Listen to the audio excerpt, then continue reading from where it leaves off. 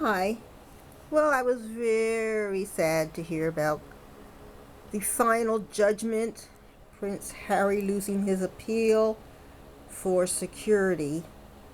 And what he wants is to have access to the special information that the security in England is able to get about royal threats so that he can be prepared for anything that might be happening. Uh, it's very sad. He takes this very seriously. You can see in his photo, which I can't seem to get a good picture of, but you can see his nose is red. He has one of those skin colors that really shows all of his emotions. He can't hide it. And it shows he's been, high blood pressure, uh, anger, rage, and crying, you know. So he has to accept, that he is not in charge of the royal family. He never was going to be. He was always going to be at the mercy of the family, whatever they decided. He was going to live where they wanted him to live. He was going to do whatever they wanted him to do. He was always going to be under their control. And now that this is hitting straight in the face, he is coming to great realization. Well, this happens to a lot of people who are members of cults. Now, Harry never thought he was a member of a cult. He grew up in this family. He thought it was a regular family. He thought this is what people all go through. But no, Harry grew up in a cult family. And when you turn your back on the cult, you get thrown out. Just like the Mormon church throws people out.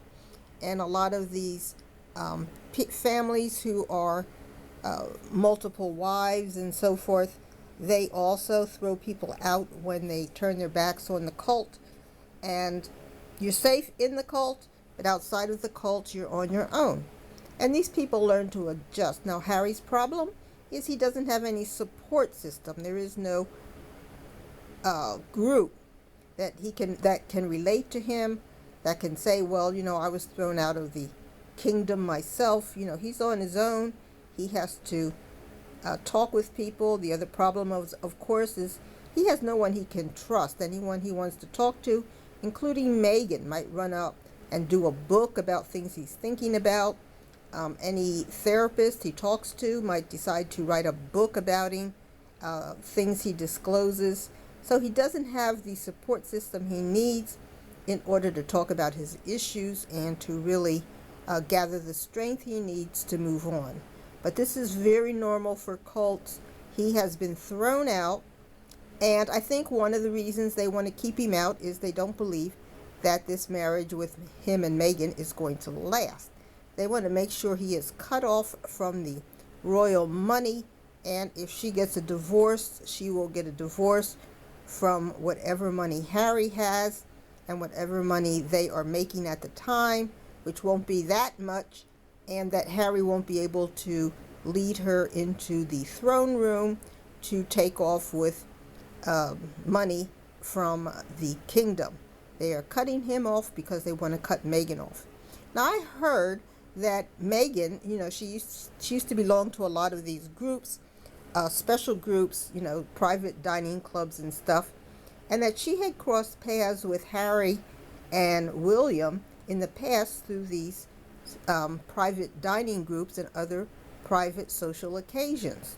So they had probably already met Meghan over the years, and they may have already had interactions with her that might have been positive and negative. So I think there's a whole lot more to this story than we see unveiled in the newspapers.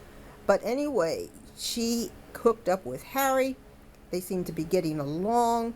There was a reason she was obsessing about the royal family, and that's because she had a contact with the royal family.